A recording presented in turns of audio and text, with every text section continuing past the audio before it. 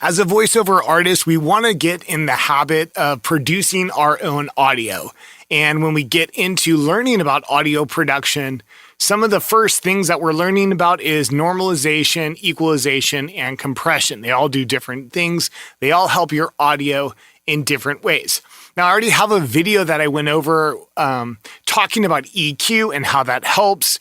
And I enlisted the help of a good friend of mine, Lenny B. He's an audio engineer for voiceover artists just like us. He produces excellent audio. And when I have questions like that, I usually go to him and I was asking him questions about EQ. So for this episode, we're going to talk about a skill called compression and what it does for you.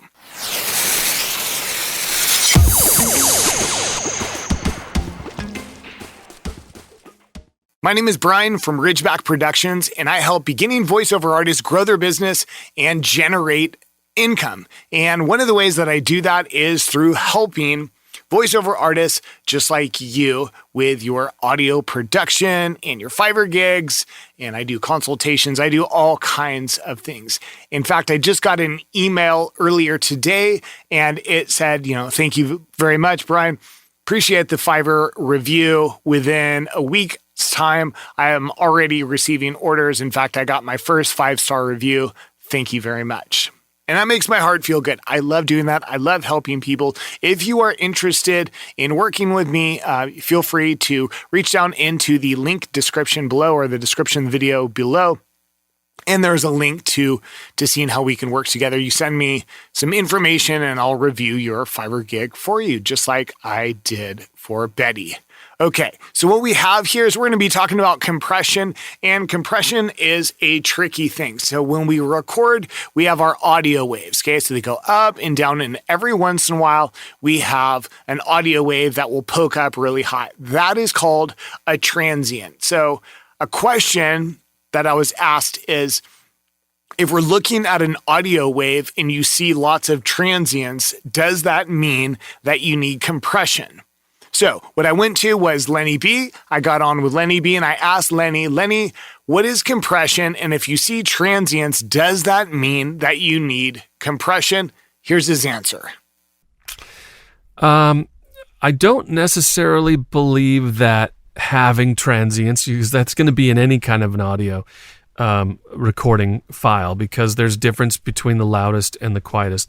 Compression, understanding what compression does, it basically minimizes the difference between the loudest peaks in your audio and the quietest. So if your speech has a wide dynamic range, you may want to minimize that dynamic range so it becomes more clear. I'll give you an example. To answer your question is, you don't always need to use compression, but it can help in some situations. But I'll give you an example.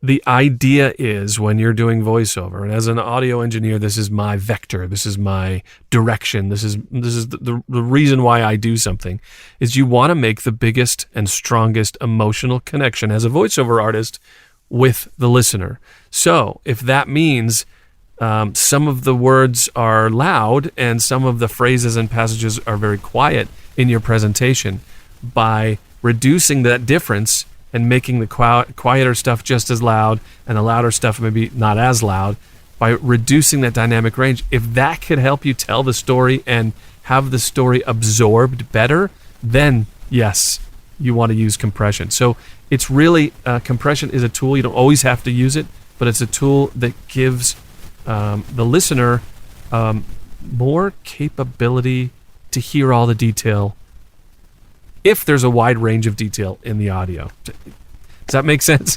It's kind of a... It does make sense. It actually makes a lot of sense. And that leads into my next question. Do you think EQing and compression is always necessary?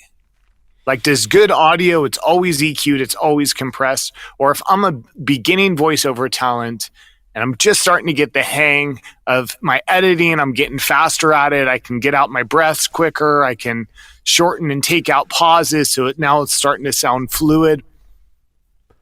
Should I just keep working on those fundamentals, or is my next logical step to start learning how to EQ and compress? There's a lot of moving parts, and and it can get complicated quickly, like you say. But generally, I would suggest that the reason why you would use EQ to balance out your audio is because there's an imbalance, and usually that starts in your room. If you don't have proper acoustic treatment, if you have a particular type of resonance, or maybe there's a lot of echo, or you've got noise from outside, or a rumble, or things, usually EQ and compression, they do an okay job at fixing some of that stuff. They do a great job at optimizing the sounds that you're recording. So, it's a tool to bring it. EQ and compression is a tool. They're tools to bring it from a good recording to an incredible recording that connects with the listener.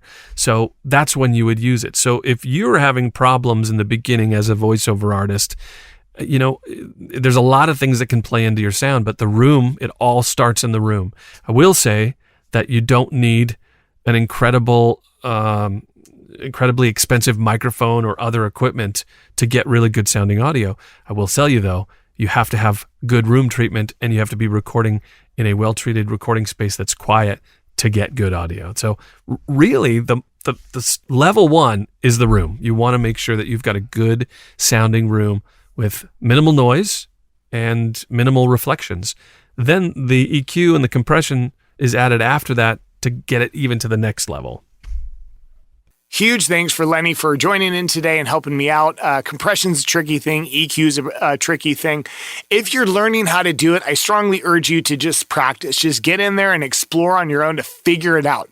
Now, if you have any questions, of course, I'm here to help you out. But if you want to go to the guru himself, you can check out Lenny B on his YouTube channel. Just search Lenny B. He's got tons and tons of free content on there that teaches me how to be excellent audio producers and get to his level. And he offers an audio preset. If you want someone to listen with expert ears and fine tune your voice to make it as best as it possibly can and give you that preset so you can use it every single time, Lenny's the guy to go to. Check out his YouTube channel for all the descriptions and all the links to access that information. I want to thank you for joining today. I hope you got something out of it. If you did, can you please like the video? Go ahead and subscribe so you don't miss anything.